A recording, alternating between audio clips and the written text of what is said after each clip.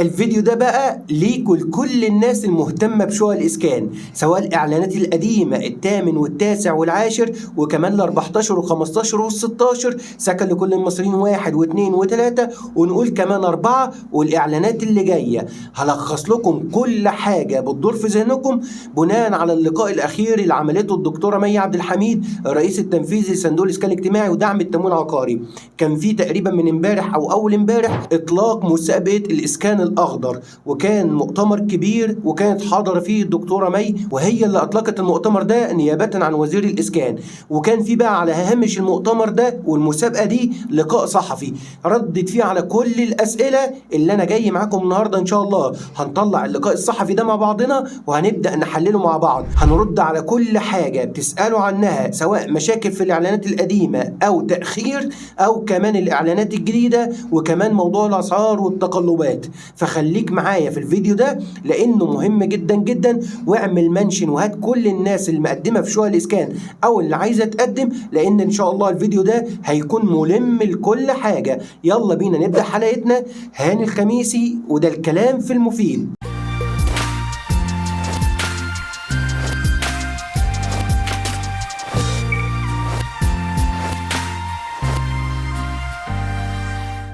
السلام عليكم، يا اهلا ومرحبا بكم. قبل ما نبدا الحلقه في تنويهين مهمين جدا جدا عايز اقول لكم عليهم. التنويه الاول، خلي بالكم يا جماعه عشان في عمليات نصب بتحصل كتير جدا جدا جدا. في ناس نصابه كتيره جدا بتستغل الناس اللي هي مش واخده بالها او مش فاهمه الموضوع بيمشي ازاي في الاسكان، وبيطلبوا منهم فلوس وبيوعدوهم ان احنا هنجيب لكم شقه، بل كمان الموضوع بيتعدى وبينتحلوا صفات الناس المشهوره زي مثلا هاني الخميسي وغير هاني الخميسي، ويقول لك انا تبع فلان وفلان وان شاء الله اجيب لك شقه. وخلي بالكم عشان في فعلا عمليات نصب حصلت بالكلام ده.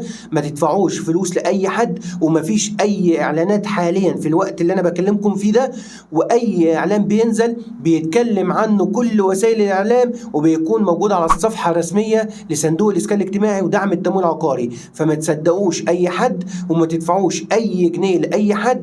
والتقديم في اعلانات محدود الدخل ومتوسط الدخل اللي تابعه صندوق الاسكان دي بتكون في مكتب البريد وبتشتري كراسة الشروط من مكتب البريد. مفيش اي حاجه غير كده وما تصدقوش اي حد غير كده. وارقامي انا ارقام ثابته وموحده، مش بزودها ومش بنستقبل اي مكالمات الا على الارقام بتاعتنا اللي ظهر على الشاشه. لو جالك اي اتصال من اي ارقام غير الارقام دي انا مش مسؤول عنه وما تسمحش لاي حد. وارقامنا بوضحها ليكم 011 48 33 91 02 او 010 12 98 16 49. والارقام دي خاصه بمكتبي كشغل استشارات قانونيه كمتخصص وراجل قانون. غير كده انا مش بعمل اي حاجه ولا مسؤول في اي حاجه عن الاسكان. انا ما الا راجل بقدم محتوى قانوني وبشرح لكم الحاجات من وجهه نظر قانونيه. اما التنويه التاني بقى ده حاجه عشان خاطركم انتوا والناس اللي عايزه توفر الباقه بتاعتها. لو انت مش بتحب الفيديوهات الطويله انا عملت قناه مخصصه للفيديوهات القصيره. اي حلقه طويله بننزلها هنا على قناه كلام في المفيد باليوتيوب او على الفيسبوك بنعمل لها ملخص في فيديو ما بيعديش دقيقه او نص. الحلقه دي ان شاء الله هتلاقيها في قناه كلام في المفيد مع هاني الخميسي واللينك بتاعها في الوصف تحت الفيديو. انزل اشترك فيها دلوقتي علشان تستفيد منها، وهتلاقي فيها ملخص لكل حاجه بصوره بسيطه وسهله. وابدا بقى معاكم حلقتنا واقسمها لكم ل 11 نقطه او 11 جزء. كل نقطه فيهم او جزء فيهم هنبدا نظهر الحديث بتاع الدكتوره مي عبد الحميد وهنبدا نعقب عليه واشرح لكم هي كانت بتتكلم في ايه. الحاجه الجديده اللي لازم تسمع عنها شقق الإسكان الأخضر أو مبادرة الإسكان الأخضر أو الحفاظ على البيئة أو توفير وترشيد الطاقة. الدولة المصرية ممثلة في وزارة الإسكان وصندوق الإسكان الاجتماعي ودعم التمويل العقاري تبنوا إنهم يبنوا 25,000 وحدة اسمها الإسكان الأخضر، وعملوا مسابقة ومؤتمر وأطلقوا فيه الفرصة للناس إنها تشارك زي المكاتب الاستشارية الهندسية والمؤسسات التعليمية والجامعات المصرية زي كليات الهندسة إنهم يشاركوا بابتكار وازاي يكون التصميم الاخضر ده علشان يوفروا في الطاقه ويعملوا ترشيد في الاستهلاك وكمان يخفضوا التكلفه ويحافظوا على البيئه. المؤتمر كله ده علشان خاطر الموضوع ده، وبناء عليه وعلى الهامش كده كان في لقاء صحفي بعد المؤتمر او قبله مع الدكتوره مي عبد الحميد وهو محور حلقه النهارده. كان في رد على كل حاجه كل الاعلانات. هنبدا دلوقتي بس نشوف تعليقها على الاسكان الاخضر وحكايه تخفيض الاسعار والتمويل الدولي لموضوع الاسكان الاخضر وال25 25,000 وحده. اسمعوا معايا كده كانت بتتكلم لما اتسالت عن الموضوع ده. البنك الدولي يا فندم له اي دور في الاسكان الاخضر بما انه مشارك معانا وبيتابع معانا المسابقه وتفاصيلها؟ هل هيكون له دور تمويلي او البنك الدولي؟ البنك الدولي ما بيمولش، يعني ممكن يساعدنا؟ البنك الدولي احنا في اطار هذا الغرض. احنا عندنا مشروع قرض مع البنك الدولي مليار دولار، احنا صرفنا منه 638. احنا بنحاول ندخل جوه هذا المشروع، كان ضمن هذا المشروع 25,000 وحده سكنيه اخضر بناخد عليهم فلوس لما نطرحهم للتنفيذ. احنا بنسعى ان احنا هنعمل اعاده هيكله مع البنك الدولي وندخل 25,000 زياده اللي احنا بنعمل عليهم المسابقه دي. يعني لكن ده مش حاجه منفصله عن القروض مش حاجه منفصله عن التمويل المليار دولار الموجود اللي احنا بنشتغل عليه. بقى مؤسسه التمويل الدوليه تساعدنا في شويه حاجات تانية.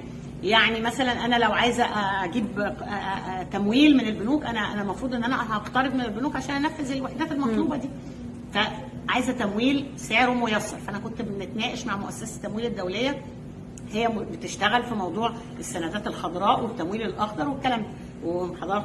ايه الهدف بقى هنا من كلام الدكتوره مي عبد الحميد؟ انها بتسعى انها تعمل اسكان مخفض وفقا لاتجاه الدوله. طب هي بتعمل الكلام ده ازاي وبيجيبوا الفلوس دي ازاي؟ بياخدوا تمويل من البنك الدولي وواخدين مليار دولار، صرفوا منه حوالي 680 مليون دولار وهيكملوا الباقي، وبيحاولوا يدخلوا فيه الاسكان الاخضر. بس هو مش بيمول الاسكان الاخضر، ولكن بيحاولوا يشوفوا المؤسسه الدوليه للتمويل، لانها هي بتتبنى مشروعات الحاجات الخضراء والمحافظه على البيئة. فهم عايزين يعملوا 25,000 وحدة علشان تبقى مخفضة في التكلفة، ما تزيدش بزيادة الأسعار اللي بتحصل في البلد في التغيرات اللي بتحصل في البلد الاقتصادية. فدي الفكرة وده المؤتمر اللي شغال عليه الموضوع. دي بس نبذة عن الإسكان الأخضر. هيبقى فيه 25,000 وحدة سكنية بيبنوا فيهم دلوقتي 1000 وحدة وهيكملوا ل 24,000 وحدة، وهيبقى ليهم تمويل عشان تبقى مخفضة والناس تستفيد منهم ويحافظوا على البيئة. فيها أشجار بقى وفيها حاجات لترشيد الطاقة وطاقة شمسية وحاجات زي كده. المهم يعني انها حاجات متواجبه مع التغيرات البيئيه اللي بتحصل في العالم، فهم عايزين يحافظوا على البيئه ويرشدوا الاستهلاك، وكمان تبقى مخفضه التكلفه علشان حضرتك تستفيد بشقه مخفضه. طب ايه مصير بقى اعلانات شقق الاسكان السابقه زي الاعلان العاشر والاعلان ال14؟ تعالوا نسمع الدكتوره مي عبد الحميد قالت ايه وهنعلق معاكم على التصريح بتاعها. بنسال عن مصير الاعلانات السابقه. احنا الحمد لله شغالين وسلمنا كل الوحدات تقريبا. الاعلان العاشر فاضل فيه اعداد قليله.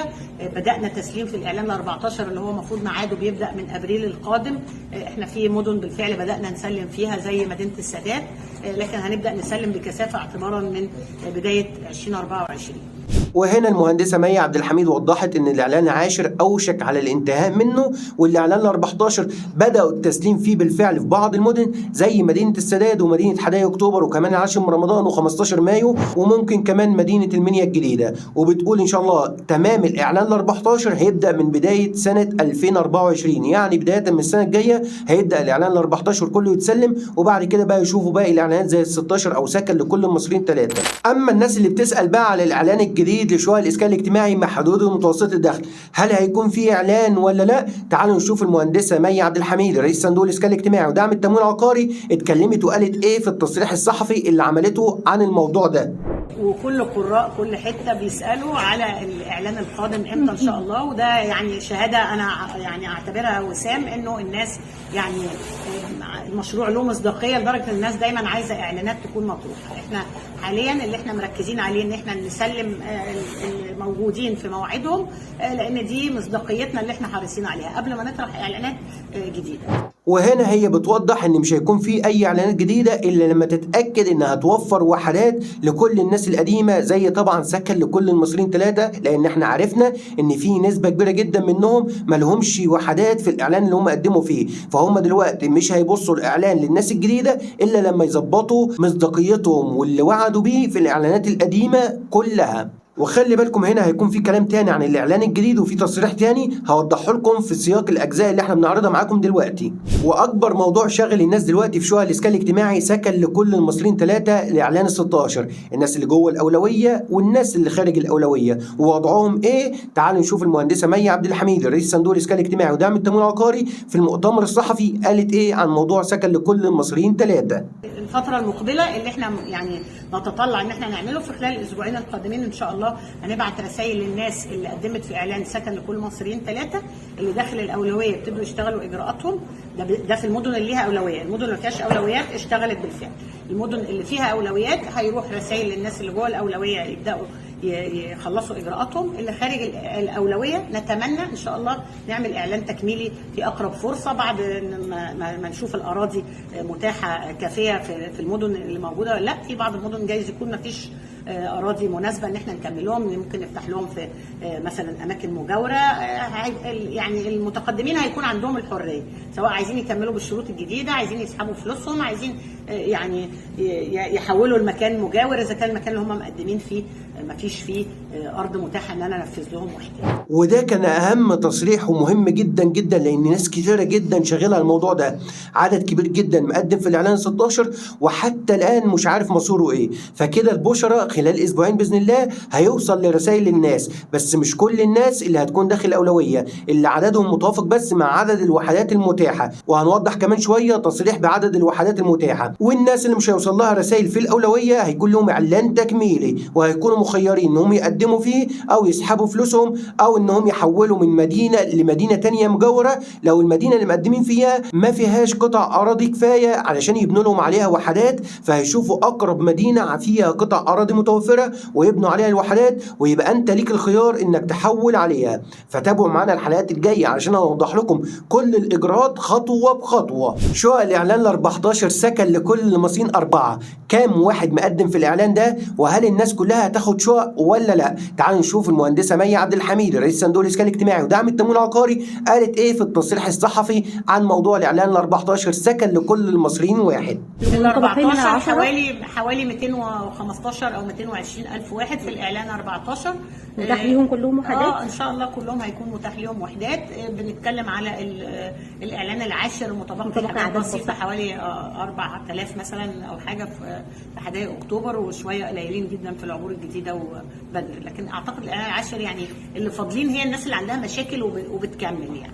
هنا بقى المهندسه مي عبد الحميد قالت ان في الاعلان ال 14 سكن لكل المصريين واحد في حوالي 220 الف واحد متقدمين في الاعلان ال 14، وكلهم بلا استثناء هياخدوا شقق زي ما قلنا مبادره السيد رئيس الجمهوريه ان كل من هو مستوفي للشروط هياخد شقه من شقق الاسكان، وده اللي تبناه صندوق الاسكان الاجتماعي ودعم التمويل العقاري. فكده كل الاعلان ال 14 هيتم تسليمهم، وزي ما وضحنا من شويه ان شاء الله تعالى هيتم استكمال كل التسليمات بدايه من العام القادم 2024. والاعلان ال 14 فيه عدد بسيط جدا حوالي 4000 تقريبا زي ما هي وضحت في حدائق اكتوبر وفي العبور الجديده، هم اللي هيستلموا ان شاء الله خلال الايام اللي جايه. وتابعوا معانا حاجه مهمه جدا شغله كل الناس اللي مهتمه بشقق الاسكان، اسعار شقق الاسكان رايحه لفين، والناس اللي كانت مقدمه في الاعلانات القديمه ده كان مهم جدا تعرف الاجابه عليه من لسان المسؤول عن صندوق الاسكان الاجتماعي ودعم التمويل العقاري مهندسه مي عبد الحميد. تعالوا نشوف التصريح لما اتسالت عن السؤال ده والناس هيتغير عليها السعر ولا هتعمل ايه، فركزوا معايا كده في تصريحها. نطمن بس الناس اللي حجزت يا دكتوره مي عن الاعلانات السابقه، هنسلمهم امتى وفي خطه العدد الجدول اهو. هنقول في خطه ان في خطه وضعها الصندوق. احنا عندنا التزام ان احنا نسلم كل واحد بشروطه. تمام. الشروط اللي هو حجز بيها مهما كانت المتغيرات اللي حصلت. الحمد لله احنا طول فتره ال10 سنين او 9 سنين اللي فاتوا ملتزمين مع الناس بهذه الشروط. احنا تقريبا انتهينا من الاعلان العاشر، فاضل عدد بسيط. الناس اللي الشكاوي اللي حضراتكم ساعات تبعتوها لي التاسع الثامن دي بتكون ناس اصلا مثلا توقفت لفتره طويله مرفوضه وعايزه تغير موقفها الكلام ده. لكن احنا من الطبيعي ان احنا كمان هنقفل التعامل على الاعلانات السابقه الثامن والتاسع والعاشر ده اول ما نخلص المجموعه دي. فقريبا جدا مش هيتاح تعامل. الوحدات دي باسعار تاريخيه اقل بكتير من تكلفه التنفيذ. وهنا هي وضحت ان الاعلانات القديمه كلها ثابت اسعارها مش هيتغير فيها، هم على عهد زي ما وضحوا لكل الناس اللي مقدم على شقه هيستلمها بالسعر اللي مقدم عليها وفقا لكراسه الشروط، ولكن هم هيوقفوا التعامل خلال فتره قريبه جدا على كل الاعلانات القديمه. وعلشان كده تابعوا النصايح اللي اقول لكم عليها في اخر الحلقه لكل الناس لانها مهمه جدا، سواء الناس اللي مقدمه في القديم او عايزه تقدم في الجديد. الجديد. في ناس كتيرة جدا متأخرة انها تستلم شقتها في الاسكان. طبعا الموضوع ده ليه اسباب كتيرة جدا، من ضمنها ان ممكن يكون العميل مش مجهز نفسه او مش مخلص وضعه مع البنوك. فالمهندسة مي عبد الحميد رئيس صندوق الاسكان الاجتماعي ودعم التمويل العقاري لما اتسألت عن الموضوع ده وقالت ان ممكن يكون الصندوق هو السبب، تعالوا نشوف ردها وقالت ايه عشان تخلي بالك لو انت مقدم في شقة ولسه ما استلمتش شقتك، فاعرف المهم علشان تاخد بالك. طب لو المشكله مش عنده هو، طيب لو المشكله مش عند المواطن، لا عمرها ما هتكون في سنتين، لا عمرها ما هتكون مش عند المواطن في سنتين وفي 3 سنين. هو اكيد اترفض لاسباب، غير شغل، اي سكور بتاعه مش عارفه في مشاكل، فمستني لما يمر 6 شهور على انه يشيل رصيده. يعني كل الناس اللي ما خلصتش في الاعلانات لحد التاسع المشاكل دي عندها. فكده هي اكدت ان المشاكل عند الناس مش عند صندوق الاسكان. فانت انتبه وخلي بالك علشان شقتك ما تضيعش منك، وتابع معايا النصايح اخر الحلقه. تعرف ان سعر الشقه في الاسكان في الاعلان ال 14 سكن لكل المصريين واحد كانت نازله ب 310,000، وفي ناس حاسبت عليها بالفعل ب 310,000، وفي ناس حاسبت عليها ب 341,000. تعالوا نشوف ليه الحكايه دي بتحصل من لسان المهندسه مي عبد الحميد رئيس صندوق الاسكان الاجتماعي ودعم التمويل العقاري في المؤتمر الصحفي اللي اتكلمت فيه عن الموضوع ده. الاعلان ال 14 انا 310 وقبل الزياده في حدود 10%، 341,000 اللي نفذت له ب 310 او اقل انا ببيع له ب 310 على فكره. اللي بقى تكلفته زادت ببيع له ب 341 وده حد الاقصى في الزياده. لكن انا وصلت ل 370 و 380 وصلنا في الرقم في ده التكلفه. ففي ارقام زياده محطوطه كدعم اضافي لمجموعه الحاجزين دول في الاعلان ال 14. وهنا بقى نفهم من التصريح ده ان تكلفه الشقه الفعليه عليهم في الاعلان ال 14 سكن لكل المصريين واحد وصلت ل 370 و 380 الف جنيه، ولكن هي هتحاسب عليها ب 310 الف جنيه للناس اللي اتكلفت عليهم الشقه كده، لان الشقه خلصت واتبنت بالسعر ده. اما الشقق اللي السعر فيها زاد شويه والناس لسه ما استلمتهاش فهتحاسبهم عليها بالزياده ال 10% اللي نصت عليها كراسه الشروط، واللي وصل سعر الشقه ل 341 الف، رغم ان في بعض المباني في الشقق دي سعرها تعدى كمان ال 341 الف، ولكن هي ملتزمه بكراسه الشروط زياده 10% بس. اكتر حاجه شغله الناس فعلا في شقق الاسكان الاجتماعي سكن لكل المصريين 3 اكتوبر الجديده غرب المطار، لانها اكبر مدينه ناس قدمت عليها او اكبر عدد قدم في المدينه دي، لانها المدينه الوحيده اللي كانت نازله في الاعلان ده داخل القاهره الكبرى. فالدكتوره مي عبد الحميد اتعاد عليها السؤال تاني خاص بالاعلان 16 سكن لكل المصريين 3، فبيقولوا لها وضع الناس هيحصل معاهم ايه بالظبط. فتعالوا نشوف ردها تاني على الموضوع ده قالت ايه في بالظبط، علشان الناس اللي مقدمه في الاعلان سكن لكل المصريين 3 تاخد بالها وتعرف اللي بيحصل ايه. هيطرح لهم برضه في اكتوبر الجديده ولا هيبقى في متاح ان هم يعني الوحيده اللي يغيروا اظن فيها قائمه انتظار طويل او فيها عدد كبير متقدم متاح ليهم التحويل؟ هو هنفتح لهم تحويل بشروط جديده. الناس احنا هم اللي موجودين في اكتوبر الجديده كوحدات جاهزه بال 341 حوالي 13,000 وحده سكنيه. 13 اقل كمان 13 ممكن يكونوا 11 الباقي او 12. الباقي بقى اذا كان اللي حاجزين 70,000 او كمان 90,000 على فكره اللي حاجزين تقريبا. الباقيين دول هتروح لهم مراحل خارج الاولويه دول 90,000 خارج الاولويه. نطمع فيها ده اللي انا قلت بحلم او بتمنى. هنا بقى هي اكدت كل الناس المقدمه في الاعلان 16 سكن لكل المصريين 3 هيحاسبوا على سعر الشقه ب 341 الف جنيه بالزياده 10%. يعني كده مش هتحاسب بال 310,000 اللي هي كانت نازله في كراسه الشروط اللي هي قابله للزياده. فكده تصريح رسمي منها ان كل الشقق هتبقى ب 341 الف. ده اول تصريح. التصريح الثاني انها بتاكد ان عدد المتقدمين حوالي 90,000 وفي تقريبا 11 او 12,000 وحده ممكن ما يوصلوش كمان 13,000 وحده في اكتوبر الجديده. فالناس اللي فوق ال 13,000 او ال 11,000 او ال 12,000 هيفتح لهم باب التحويل سواء بقى في اكتوبر الجديده لو بنوا ليهم او في مدينه مجاوره وهم بقى اصحاب القرار. كل الناس اللي مقدمه في الاعلانات القديمه شقق الاسكان الاجتماعي سواء محدود الدخل او متوسط الدخل وخاصه متوسط الدخل ال 100 متر وال 110 وال 120. تعالوا نشوف المهندسه مي عبد الحميد رئيس صندوق الاسكان الاجتماعي ودعم التمويل العقاري لما سالوها احنا عايزين نطمن الناس دي ايه الوضع معاهم. رساله يا دكتوره للناس اللي الاعلانات السابقه تطمنيهم، رساله طمأنه من الصندوق للمواطنين ان كل اللي اتقدم. الناس اللي قدمت في اعلانات لحد الاعلان ال 14 احنا شغالين في وحداتهم وما عندهمش مشكله. اعلان 1 و2 سكن برضو وحداتهم بتتبني وما عندهمش مشكله. كان في اسكان متوسط احنا طرحينه رقمه مثلا زاد في التكلفه مثلا مره ونص، ومع ذلك احنا هنلتزم بالايه بالسعر بتاعنا اللي احنا اعلنا عنه. سكن 3 احنا ملتزمين نوفر الوحدات بالشروط اللي اعلنا عنها للناس اللي جوه الاولويه. الناس اللي خارج الاولويه لسه هنشوف هنعمل ايه. يبقى كده كل الناس اللي مقدمه في الاعلانات القديمه هتاخد شقق ومفيش اي قلق. وكمان الاسكان المتوسط رغم انه زاد الضعف او الضعف ونص اللي هو ال 100 وال 110 وال 120 متر شغالين عليه وهيتم تسليمه ومفيش اي قلق. واطمنوا يا جماعه الاعلان 16 بس هم ملتزمين مع ال 13000 او ال 11000 او ال 12000 اللي هم داخل الاولويه. اما الناس الجديده هيظبطوا الاسعار والاعلان التكميلي وهيوضحوه للناس. كلنا عارفين انك لما تروح تقدم على شقه في الاسكان بتتحول على بنك من البنوك علشان تكمل اجراءات وتتعاقد مع البنك ده. بس في ناس كتيره جدا بتقابلها مشاكل في البنك او صعوبه في التعامل. تعالوا نعرف السبب ايه من لسان رئيس صندوق الاسكان الاجتماعي ودعم التمويل العقاري المهندسه مي عبد الحميد لما اتسالت عن التيسيرات في البنوك، مين المسؤول عنها وليه الوضع صعب. فتعالوا نشوف التصريح قالت فيه ايه. هل في تيسيرات من البنوك؟ انتوا بتناشدوا البنوك ان هي تيسر مع المواطنين؟ البنوك ما تقدرش تيسر البنوك. تمويلات البنوك بتاخد ودائع من الناس تدفع لهم عليها سعر. الحل اللي عندنا ايه؟ الكلام ده لازم يتوفر عن طريقنا احنا، ووزاره الماليه مشكوره هي اللي بتوفر هذا ده. يعني البنوك ما تقدرش في النهايه هو مطالب انه يدفع تكلفه الودائع للناس. تمام. فهو عايز سعر الفايده العاديه بتاعت اللي هو بيعملها للتمويل العقاري العادي. مين اللي هيغطي هذا الفارق؟ وزاره الماليه من خلال الصندوق اللي هي دي اللي حاطه لنا ال 6 مليار. انا عشان اعمل اعلان كمان ال 6 مليار لازم يبقوا 8 9 10 زي ما يكون. يعني منتظم وفد الماليه؟ ما قلتش.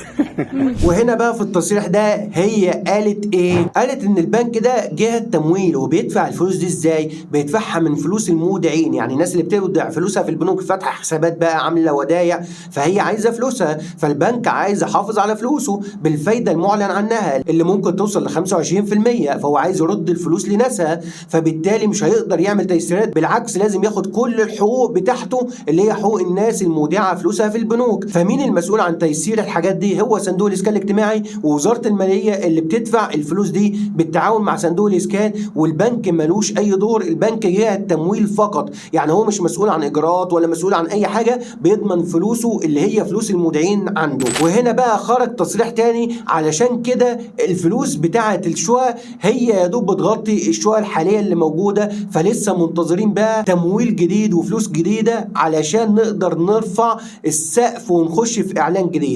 فالموضوع الخاص بالاعلان الجديد في ترتيبات كتيره جدا جدا، فخلي بالكم الموضوع مش سهل وممكن يطول شويه، وركزوا معانا الايام الجايه لان احنا هنشرح كل حاجه. وبعد بقى ما سمعنا تصريحات المهندسه مي عبد الحميد وفسرنا كل حاجه بتحصل في الاعلانات القديمه والاعلانات الحاليه والاعلانات اللي جايه، ركزوا معايا في بعض النصايح. اول نصيحه للناس القديمه، اجري بسرعه والحق نفسك وشوف مشكلتك فين، ولو عندك اي مشكله في اي اعلان قديم سابع تامن تاسع 10 14 سواء كنت بتستلم دلوقتي او لسه هتستلم وعندك مشكله، حاول تحلها، لان الموضوع فعلا كل ما يروح بيبقى في غايه الصعوبه وهيقفلوا التعامل على الاعلانات القديمه. فاعرف مشكلتك فين علشان الشقه ما تضيعش منك وتيجي تقول انا عايز احل مشكله هيقول لك خلاص تم قفل باب الاعلان نهائيا ومفيش اي تعامل عليه، يبقى قدم في اعلان جديد. ولو عندك اي مشكله ومش عارف حلها ومش عارف تتواصل مع صندوق الاسكان، تواصل معانا ان شاء الله واحنا نساعدك في حل المشكله، وبفضل الله عز وجل حلينا مشاكل لناس كتيره جدا، وارقامي بتظهر دلوقتي معاكم على الشاشه. تواصلوا بس مع فريق العمل وهندرس المشكله ايه وحلها ايه، والحق نفسك بسرعه علشان فعلا الوقت ازف. النصيحه الثانيه، اوعى تستعجل لو انت عندك اي مشكله وتسحب فلوسك. وكمان لو انت مقدم في اي اعلان زي الاعلان 14 او اعلان 16 وسعر الشقه هيزيد عليك وهيوصل مثلا ل 341,000، انت مستفيد مستفيد مستفيد، ودي ميزه كويسه جدا. وامسك في الفرصه وامسك في الشقه بالسعر ده وخدها وانت المستفيد يا صديقي. النصيحه اللي بعد كده، لو انت خارج الاولويه ما تزعلش، وان شاء الله هتاخد شقه في الاعلان التكميلي، وايا كان سعره خلي بالك هيكون سعر مناسب ليك انت كمواطن مصري وبتاخد شقه من الدوله. لان فعلا لو انت قارنت الشقه اللي هتاخدها وهينزلها صندوق الاسكان في الاعلان التكميلي باي مطور عقاري بيبيع شقه، اولا انت هتلاقي الشقه بصعوبه جدا جدا جدا، ثم هتلاقيها اغلى جدا جدا جدا من صندوق الاسكان، ومش هتكون بالتصميم ولا في المجمع السكني والمجمع الخدمي زي ما بيعمل صندوق الاسكان. فهي فرصه، حتى لو انت خارج الاولويه انتظر وخد دورك وخد شقتك وانت المستفيد.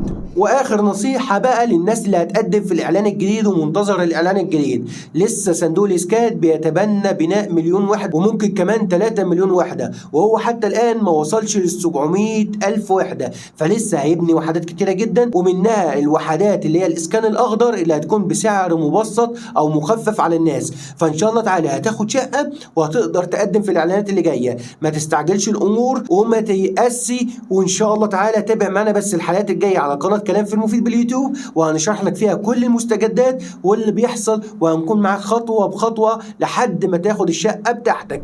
وبس كده، ده كان مضمون حلقه النهارده. معلش كانت طويله شويه، بس انا حبيت الم لكم فيها كل حاجه واوضح لكم اللي بيحصل على ارض الواقع ومن لسان المسؤولين عن صندوق الاسكان الاجتماعي ودعم التمويل العقاري، علشان ما تروحش بقى تسمع اخبار من هنا واخبار من هنا وتبقى عرفت انت الخبر من المصدر الموثوق. نقول لكم دمتم في رعايه الله وامنه. ما تنسوش الدعم المعنوي منكم باللايك والشير، حلقه مهمه جدا يا جماعه علشان نكمل معاكم المفيد والمفيد. والسلام عليكم ورحمه الله وبركاته.